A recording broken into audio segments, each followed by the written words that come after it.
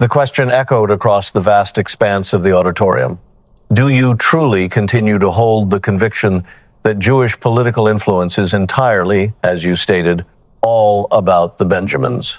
The inquiry physically traveled from the moderator's podium, reached the absolute back wall of the cavernous hall, and rebounded sharply, only to find Representative Ilhan Omar completely frozen. Her mouth was visibly hanging slightly open, yet absolutely no sound was emerging from her throat. Simultaneously, 14 separate high-definition television cameras maintained a tight, incredibly unforgiving focus on her face. It was a face actively performing the rapid, desperate mental calculations that a human face performs when a person realizes that every single available answer, whether an affirmation, a denial, an attempt at contextualization, or a political deflection, inevitably leads somewhere drastically worse than the heavy, suffocating silence that was currently filling every single corner of the room. Ben Shapiro, however, did not have the patience to wait for her internal cognitive calculation to finish its cycle. I will take that extended silence as a definitive no, he stated flatly, on camera. Moving on to the next question, that was merely the first strike of the evening. There were 5 more meticulously prepared inquiries waiting ominously in his manila folder. What came next over the course of the debate would systematically dismantle piece by agonizing piece absolutely everything Ilhan Omar had spent the last 6 years carefully constructing: the performative public outrage, the carefully curated victimhood, the assumed moral authority, and the massive $250 million scandal she had been aggressively running away from ever since federal investigators knocked on the very first door back in Minneapolis. The evening's highly anticipated debate had been officially framed as a high-level academic conversation regarding institutional prejudice, political power dynamics, and ultimate governmental accountability. It was the exact kind of pretentious, high-minded title that sounds incredibly important when printed on a glossy university promotional poster, yet fundamentally means absolutely nothing until 2 individuals actually step up to stand directly behind 2 separate wooden podiums, and one of them starts asking highly direct, incredibly uncomfortable questions that the other is fundamentally incapable of answering. Omar had opened the event with a deeply rehearsed, highly polished 7-minute monologue focusing heavily on the present dangers of Islamophobia, the steady rise of anti-immigrant rhetoric in modern politics, and the strategic weaponization of minority identity by extreme far-right factions in America. Her voice moved smoothly and confidently through the auditorium space, the exact way a highly practiced voice moves through any given room it has confidently visited dozens of times before. She spoke with a measured, intentional rhythm, with loudly projected conviction, and with the particular, highly polished cadence of a seasoned career politician who has delivered this exact same speech in slightly modified versions to different captive audiences in different major cities. She knew exactly where all the applause lines were hidden because she was the exact architect who built them. Right on cue, the expected applause came. The gallery dutifully produced the loud ovation perfectly on schedule, and Omar received it with a subtle, knowing inclination of her head.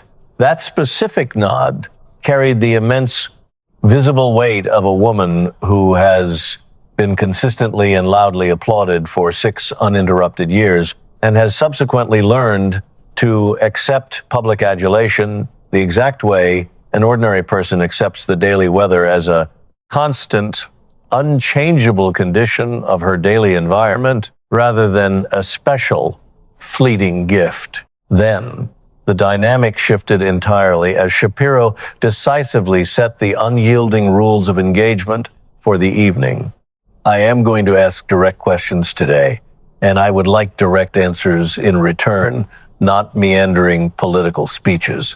If the question I ask is a simple binary yes or no, the required answer from you is either yes or no. The Congresswoman is completely welcome to add further context or explanation after she provides the base answer, but the direct answer absolutely must come first. He immediately began with the timeline. Let us look at February 2019, Shapiro stated. The Congresswoman tweets to the public, "It's all about the Benjamins, baby."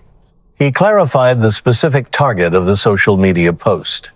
The tweet is specifically directed at AIPAC, the American Israel Public Affairs Committee. Following this public post, Speaker Nancy Pelosi and the entire Democratic congressional leadership issue a joint, highly publicized statement explicitly condemning the remarks, not the opposing Republicans, her own political party, her own Speaker of the House. The infamous tweet materialized instantaneously, illuminated brightly on the large projection screen positioned directly behind both podiums. It was fully projected, permanently time-stamped for the historical record, and the digital words were starkly visible even to those seated in the furthest back row. All about the Benjamins, Shapiro repeated slowly. Benjamins is widely recognized street slang for $100 bills. The direct implication here, and I am being extremely precise because absolute precision matters in this context, is that Jewish political influence within the United States operates entirely through financial bribery, through purchasing political loyalty, and through actively buying off elected politicians.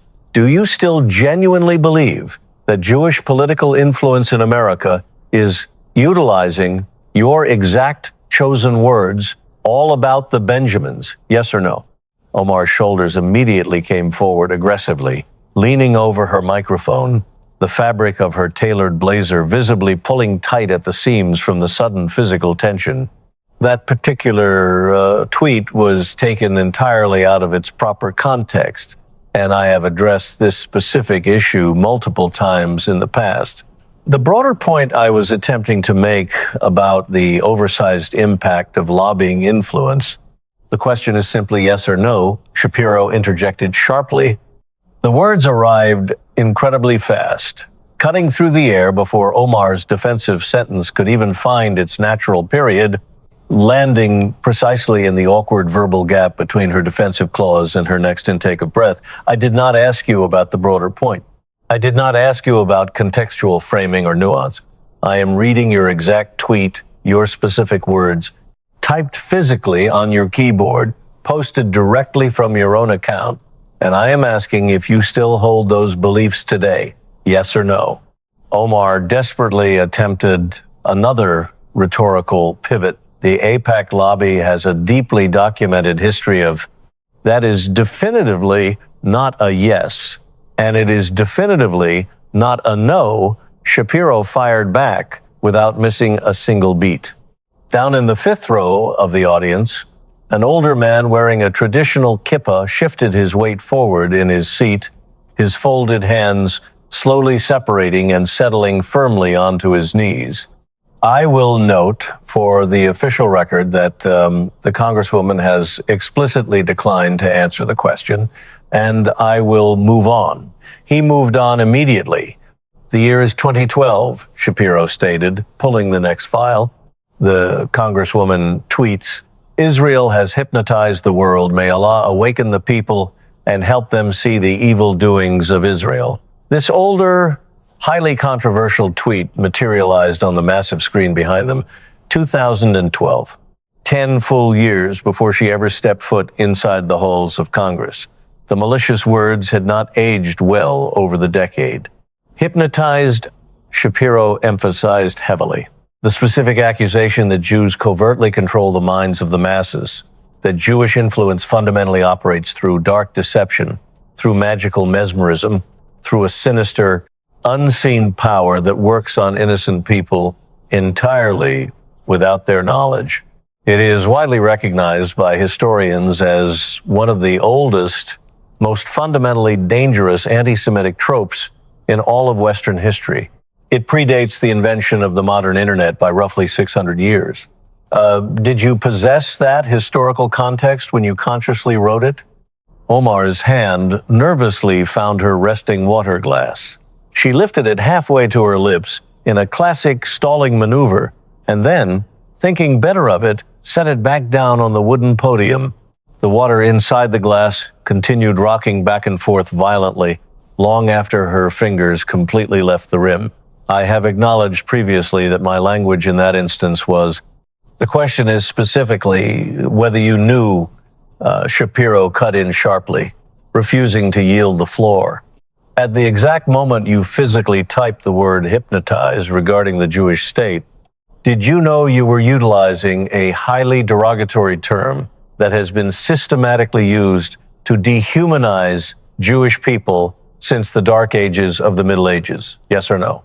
I have publicly said repeatedly that you were officially removed from the House Foreign Affairs Committee, Shapiro stated loudly, speaking entirely over her weak evasion. The very committee that actively oversees international relations explicitly decided that you could not be trusted to handle delicate international relations. That is not my subjective, personal opinion. That is your own elected Congress, your own legislative colleagues, making a definitive, binding judgment about your absolute lack of fitness to discuss the various countries and peoples you were casually tweeting about. Over in the designated press section, a political reporter's fingers hovered completely frozen over a laptop keyboard without actually touching the plastic keys. They were suspended in the particular agonizing hesitation of a professional deciding whether the highly critical sentence they are about to type is the sentence they will be completely comfortable having written when the political fallout arrives tomorrow morning. Shapiro aggressively shifted the timeline once again. March 2019, a CARE fundraising event. The Congresswoman explicitly describes the catastrophic, world-altering events of the 11th of September 2001 simply as some people did something. Then Shapiro completely stopped talking. The stopping was incredibly abrupt and deeply jarring. It was sudden, closely resembling a speeding car violently slamming on its brakes rather than a car slowly pulling into a parking space. Everything leading up to this exact moment had moved at a blistering, unrelenting debate speed. Question, answer, question, counter argument. It was the rapid, aggressive exchange of two highly combative individuals who both talk incredibly fast and are both highly accustomed to winning every argument they enter. This, however, was fundamentally different. This was one person deliberately choosing to stop the momentum, and the choosing was intensely audible in the exact way that the total absence of sound becomes deafening when the sound has been loud and continuous. 2,977 people, Shapiro said softly, lowering his voice entirely. It was a single, devastating sentence standing completely alone in the middle of a hostile, chaotic debate that had not slowed down for a single second until this precise moment and would likely never slow down again. Are you capable of saying the number out loud? The auditorium's massive industrial ventilation system cycled with a low mechanical exhale that pushed heavily through the complex ductwork above the acoustic ceiling tiles.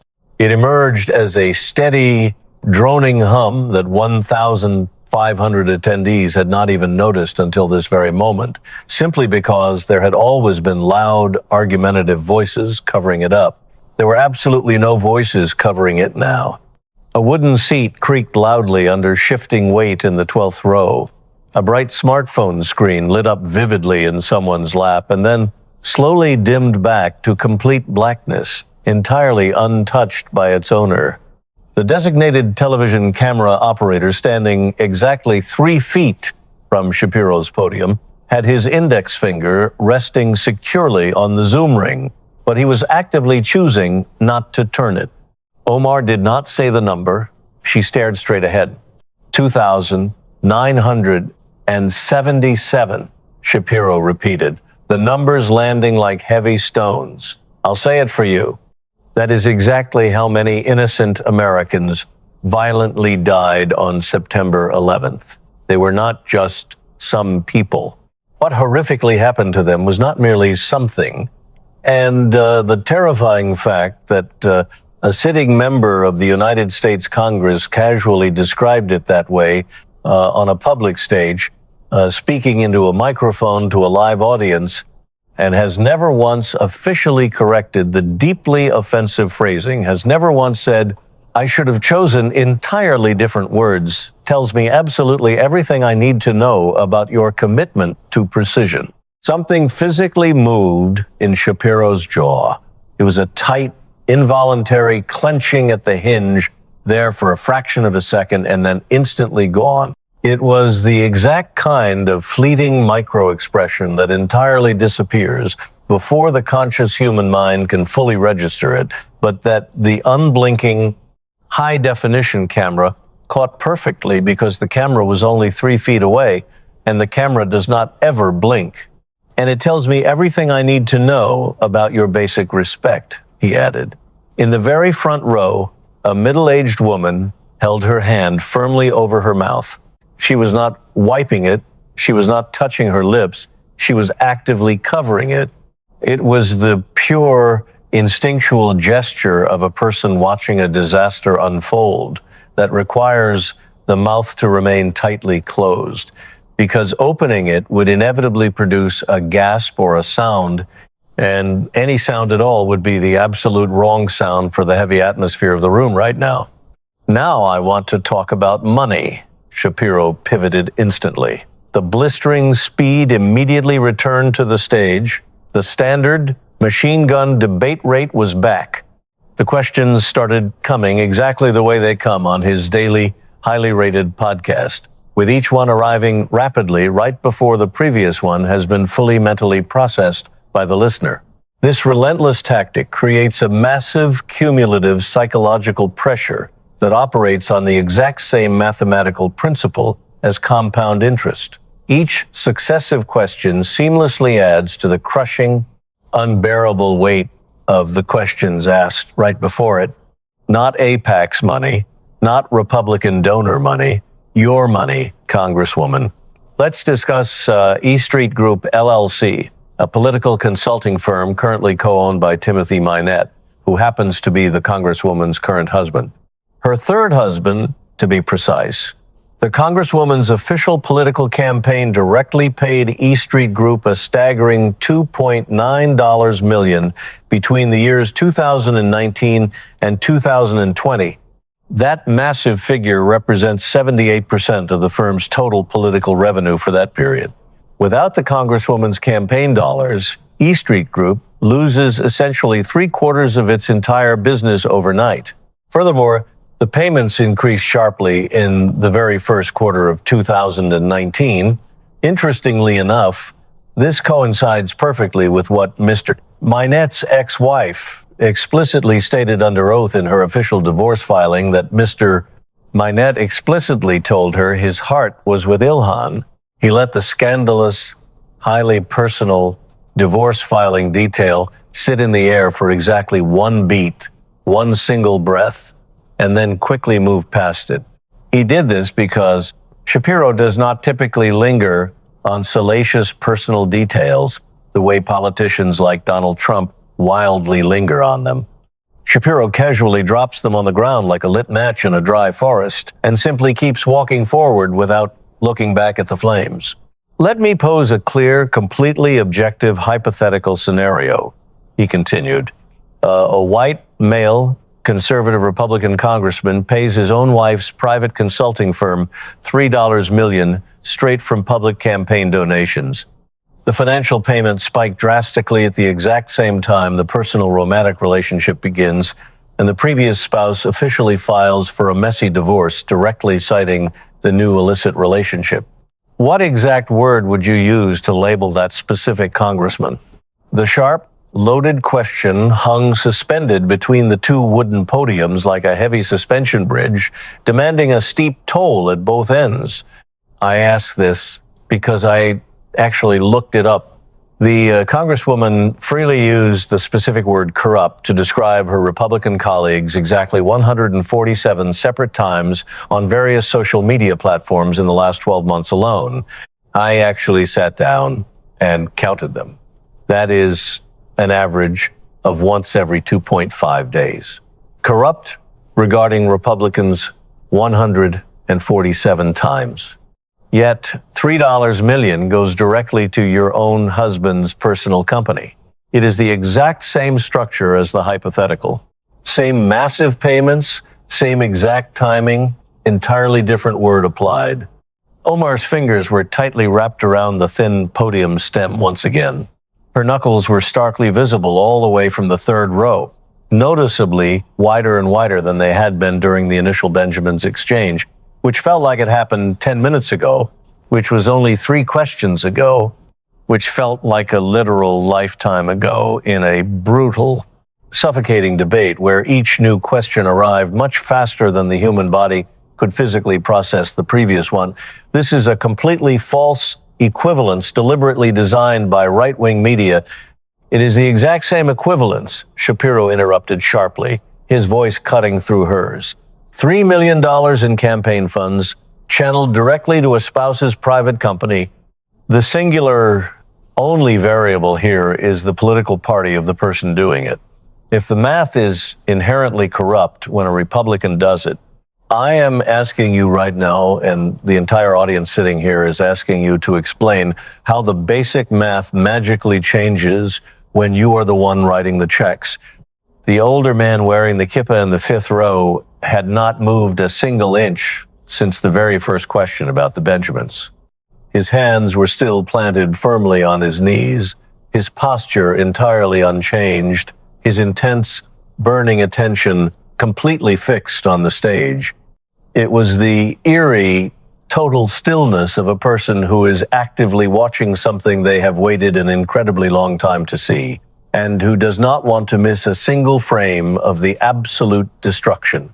Behind Omar, her personal attorney was frantically scribbling on a yellow legal pad with a desperate, panicked speed that had visibly increased with each passing round. The ink pen was covering significantly more paper per minute as the disastrous hearing progressed. The actual handwriting was presumably deteriorating in direct proportion to the speed, and the actual content of the notes was presumably shifting rapidly from drafting defensive talking points to conducting total catastrophic damage assessment. One more question specifically about money, Shapiro announced loudly. His next sentence arrived right before the building's massive air conditioning unit completed its low cycle. There were exactly 3 seconds of agonizing dead air between the $3 million accusation and the next massive number he was about to drop. The silence was filled only by the ambient hum of the building and the distinct, sharp sound of a political aide's pen suddenly stopping its frantic scratching. In 2024, the Congresswoman officially files a mandatory financial disclosure reporting her total household assets as being somewhere between $6 million and $30 million. She then confidently tells Business Insider in an interview, "I am not a millionaire. That public statement is categorically false. Let's look at the 2026 amended filing. The exact same assets are now mysteriously listed as being between $18,000 to $95,000. That represents a massive, completely unexplained financial discrepancy of exactly $29,905,000. He did not lazily round the number. He spoke all 7 distinct digits clearly, ensuring each one arrived separately the precise way a formal court clerk reads a massive dollar amount into the permanent legal record when the dollar amount represents the primary, undeniable evidence of a massive financial crime. If a massive oil corporation that the Congresswoman was actively investigating filed a financial disclosure that was mysteriously off by exactly $30 million and tried to casually call it a simple accounting error, would the Congresswoman readily accept that incredibly weak explanation? Omar's lapel microphone was fully live, Her mouth was partially open. The inevitable answer, whatever poor manufactured excuse it was eventually going to be, was frantically assembling itself behind her dark eyes in the particular panicked way that answers assemble when every single available option is drastically worse than the deafening silence it would attempt to replace. You wouldn't, Shapiro aggressively answered his own question, doing it the exact way a highly hostile prosecutor answers a question when the terrified witness on the stand refuses to speak. You would immediately call a highly publicized congressional hearing. You would aggressively demand all of their private financial records. You would go on primetime cable news networks every single night and righteously say, the American people deserve real answers regarding this corruption. I know this for an absolute fact, because you have previously done it to people for vastly less than $30 million. I want to address something right now, specifically before it happens. Shapiro's voice shifted noticeably. It did not get slower, and it did not get softer, but it became intensely more direct and severe. It was the distinct voice of a man who is about to say something he has thought about for a very long time and has consciously decided to say it in exactly the precise words he prepared far in advance, rather than the emotional words that might naturally occur to him in the heat of the combative moment. In exactly about 30 seconds, the Congresswoman is inevitably going to stand there and loudly proclaim that I am a raging Islamophobe, or she will claim that I am maliciously attacking her simply because she is black, or because she is Muslim, or because she is a woman, or because she is an immigrant. That is always her move. It is always her exact, predictable move. Every single time someone dares to ask her a difficult question she doesn't want to answer, she immediately labels the valid question as bigotry. Then, the questioner magically becomes the main story, the media focuses on the outrage, and the highly uncomfortable question conveniently disappears forever. But I want to explicitly point something out right before she makes that entirely predictable move, so that every single person sitting in this room can evaluate her response armed with full, accurate information. He straightened his posture completely. His hands came off the wooden podium entirely, both of them hanging loose and relaxed at his sides. It was the confident, unshakable physical posture of a man who has consciously decided to stand entirely without any physical support, because the very next thing he says simply does not need a wooden podium to hold it up. I am Jewish, he declared firmly. The Congresswoman tweeted all about the Benjamins, specifically about my community. She aggressively tweeted, Israel has hypnotized the world specifically about my people. Her very own political party officially condemned her for it. Her very own Congress publicly removed her from a powerful committee because of it. If we are genuinely going to have a serious adult conversation about who has actually been prejudiced against whom in this room tonight, I have her documented, published tweets spanning a decade, and she has nothing but empty accusations of victimhood. I'll take the tweets. Out in the silent audience, a younger woman sitting in the 7th row slowly turned her head to look directly at Omar, not at Shapiro.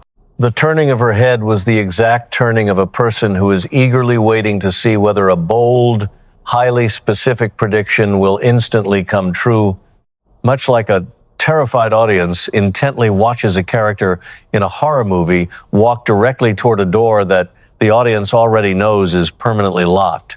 Omar ultimately did not play the victim card. She didn't refrain because she didn't genuinely want to use it, but because Shapiro had forcefully taken it and held it up to the harsh, bright light right before she could play it. And a tactical political card that has already been explicitly shown to the entire audience right before it is played is no longer a strategic card. It is merely a cheap, transparent prop. And cheap props simply do not win serious arguments against hard evidence. I want to end this debate tonight with something that isn't about social media tweets or questionable campaign funds or massive financial disclosures, Shapiro stated calmly. his speaking speed dropped drastically for the second time in the entire debate. The very first time was the 2,977 number regarding 9/11. Now, the blistering pace that had been constantly running at a staggering 180 words per minute finally settled into something much closer to 120. And that sudden settling carried intense, terrifying information because the audience had just spent 30 exhausting, high adrenaline minutes operating at maximum debate speed and could literally feel the sudden deceleration deep in their own bodies. It was exactly the way nervous passengers physically feel, a commercial plane beginning its sudden, steep descent toward the tarmac. Feeding our future, he said, naming the nonprofit entity slowly, Minneapolis, Minnesota.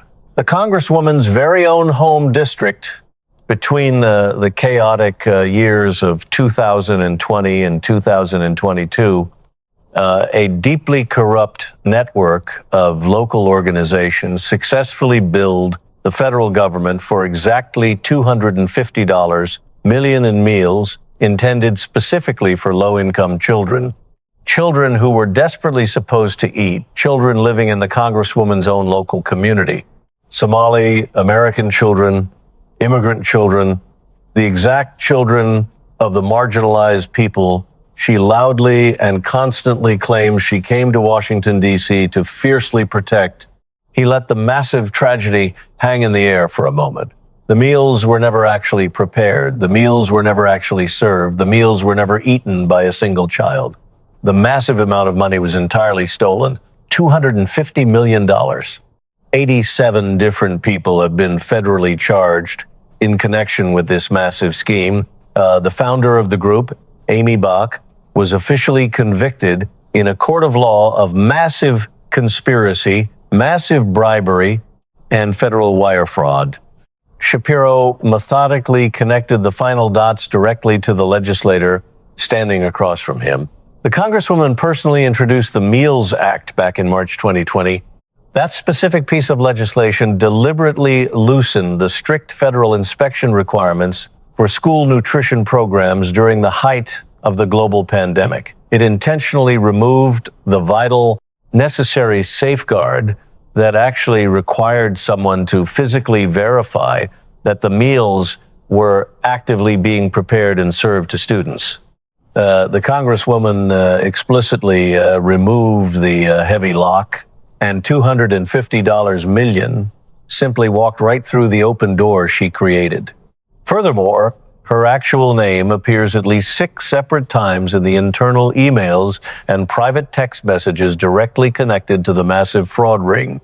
These are formal, admitted court exhibits, hard federal evidence, text saying Ilhan's office helped with USDA food program, her exact name found directly in the private, encrypted communications of people who have been federally convicted of stealing basic food from starving children. Shapiro placed both of his hands back firmly on the edges of the podium, leaning in. Exactly 3 weeks ago, a Fox News reporter asked the Congresswoman a very simple question in a crowded hallway of the Capitol building. Did she have any prior knowledge whatsoever of the massive irregularities in the Feeding Our Future program before the FBI investigation finally became public news? The Congresswoman did not say no. She did not say, I had absolutely no knowledge. She did not confidently say, I welcome the federal investigation to find the truth. She did not say anything at all. She simply turned her back and walked away from the camera. The word away carried heavily to the back wall of the venue. The auditorium's massive ventilation system cycled again, providing the only ambient noise. A seat creaked loudly somewhere deep in the middle rows as an audience member shifted uncomfortably. A television camera motor made a faint, high-pitched mechanical sound, adjusting its heavy lens to find perfect focus on a face that had completely and totally stopped moving. You are not in a hallway right now, Congresswoman, Shapiro told her coldly, his voice echoing in the silence. There are exactly 1,500 people sitting in this room right now watching you. There are multiple high-definition cameras mounted on every single wall, recording this. There is absolutely no escape door directly behind you that safely leads to a hidden corridor where persistent reporters cannot legally follow you. I am asking you the exact same question the reporter asked you 3 weeks ago. He paused. It was the absolute last pause of the entire night. It was the specific, deafening pause that would carry the crushing, cumulative weight of absolutely everything that came before it. The Benjamin's comment, the hypnotizing tweet, the 2,977 dead Americans, the $3 million payout to the husband, the mysteriously missing $30 million in assets, the 147 accusations of corruption, the legislative shield she provided, the fraudsters, the cowardly fleeing down the Capitol hallway, and the starving, exploited children in her own district.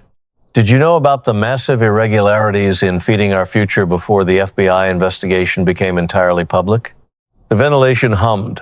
A cell phone buzzed loudly in a large purse 3 rows from the back. A single, sharp vibration followed instantly by complete, terrified silence. The camera operator's finger rested securely on the zoom ring without turning it a single millimeter. Down in the 5th row, the man wearing the kippah was absolutely perfectly still, his hands firmly on his knees, his breathing perfectly even, his sharp attention utterly undivided. Behind Omar, her frantic attorney's pen had completely stopped moving. It lay abandoned on the yellow legal pad at a strange, tilted diagonal right in the middle of a hastily written word, the dark blue ink still visibly wet on the very last letter. Omar's mouth finally opened. Her lapel microphone cleanly picked up the sharp, sudden breath that always precedes a spoken word, the small, necessary preparatory exhale that the human voice always produces right before generating actual speech. It was the distinct, undeniable sound that means a complete sentence is rapidly coming. The sentence did not come. The question, "Did you know?" hung there eternally. The debate moderator, sensing the sheer devastation, eventually called for the final closing statements to end the bloodbath. Omar delivered hers. It was exactly 4 minutes of highly measured, deeply rehearsed, perfectly generic language strictly about the unfair, systemic targeting of Muslim women in public life and the incredibly dangerous right-wing conflation of standard political oversight with malicious partisan persecution. She spoke heavily and emotionally about the vulnerable, marginalized communities that sent me to Congress and whose sacred trust I will absolutely never betray under any circumstances. Her voice was perfectly steady. Her hands moved in graceful, highly practiced, completely choreographed gestures. Her eyes easily found the main broadcast camera exactly at the precise moments her expensive speechwriter had clearly marked for maximum empathetic eye contact. Out in the large, stunned audience, a young university student sitting in the very back row was actively filming the entire scene on her mobile phone. The phone lens was entirely pointed at Shapiro's podium, not at Omar's podium, not at the moderator's central desk.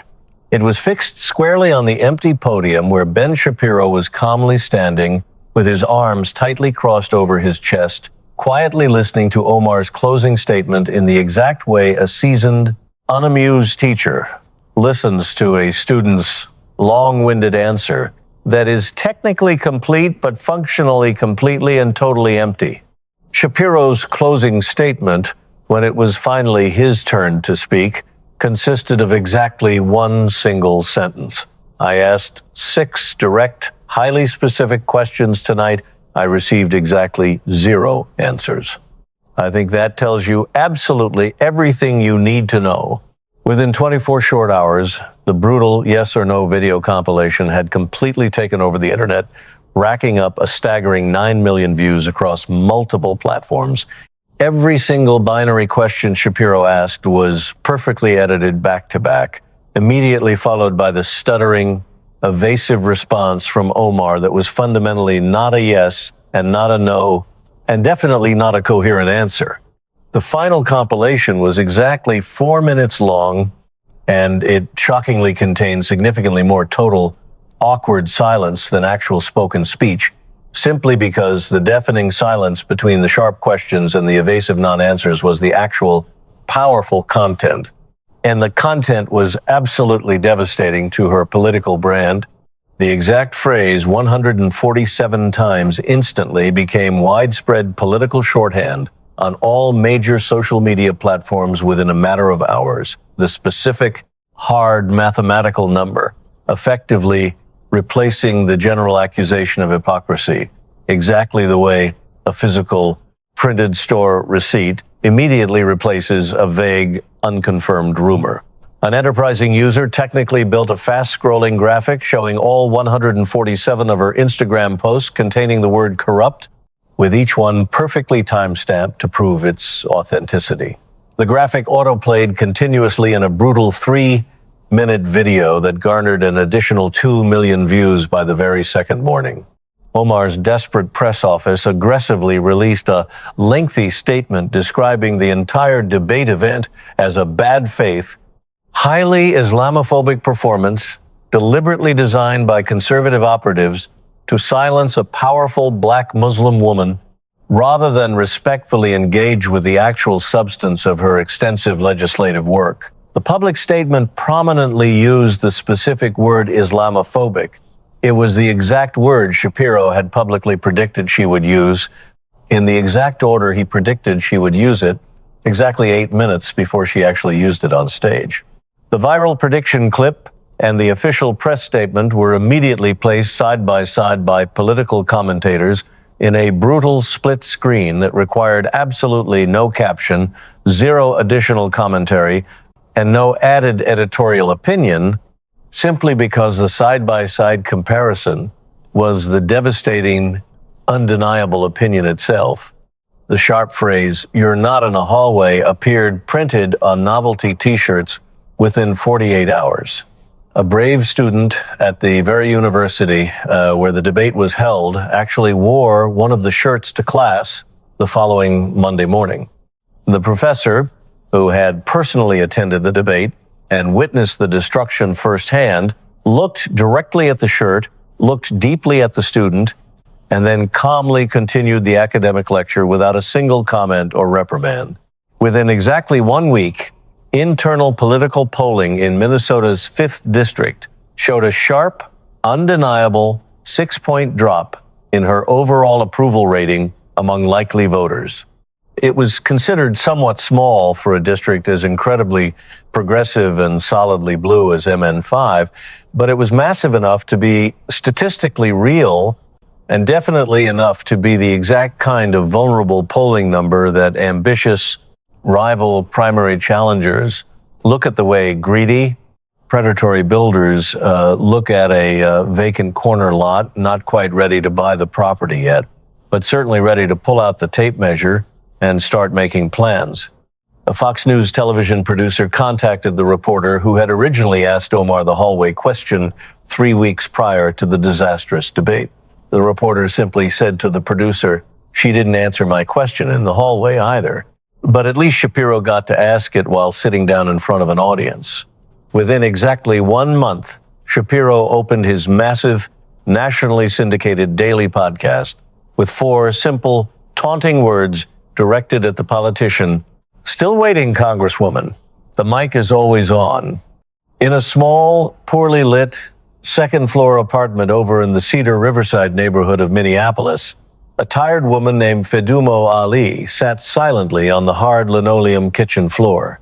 She had her aching back pressed hard against the lower wooden cabinet and her cell phone propped up awkwardly against a large burlap bag of dry rice. The badly cracked screen was loudly playing a viral clip of a man she had absolutely never heard of, a fast-talking man with a sharp voice that moved faster than any voice she had ever heard, outside of an intense, shouting argument, aggressively asking a question she deeply and painfully recognized. "Did you know?" Fedumo did not know who Ben Shapiro was. She did not know what a digital podcast actually was, or what a formal university debate format looked like, or what a binary question meant, or any of the complicated, high-level political words that describe the vast machinery of the political event she was currently watching. She was watching it on a cheap phone screen that was badly cracked in the bottom left corner and had been dangerously cracked ever since her young son, Abdi, dropped it on the hard bathroom tile 6 months ago. But she absolutely knew the terrible question being asked. She had desperately asked it herself, using slightly different words, spoken in an entirely different language, right into a phone that directly connected her to a local school administrator that falsely told her the massive federal meal program was actively operating when the meal program was absolutely not operating.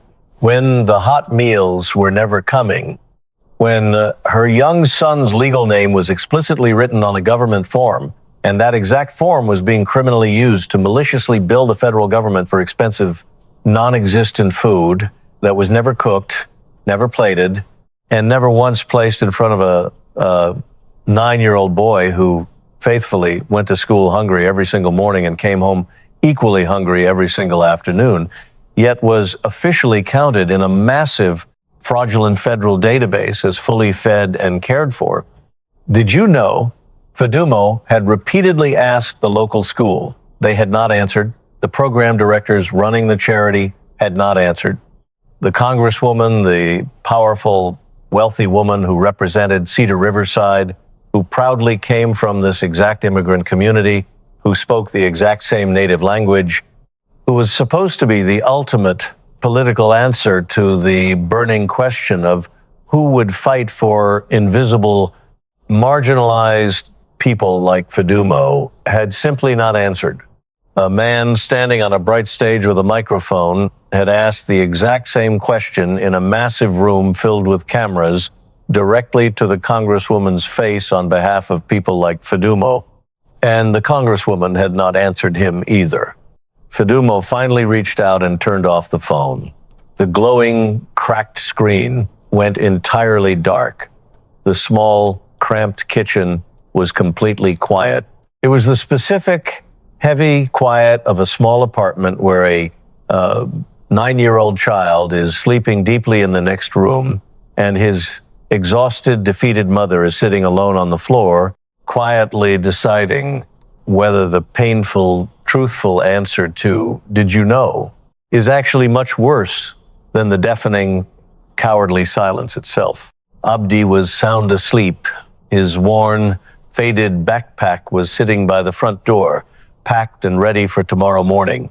The metal zipper was left half open, a bent corner of his school-issued math workbook clearly visible through the gap. He would go to school in the early morning.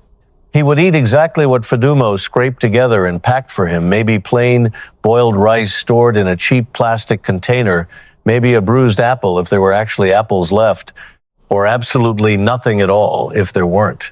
The fraudulent program had been entirely shut down by the FBI. The money was completely gone, vanished into thin air. The corrupt people who stole it were currently sitting in courtrooms facing judges, and the powerful person who was ultimately supposed to oversee the program and prevent the massive theft was sitting comfortably in a powerful Senate seat in Washington, D.C. The terrible question was still wide open.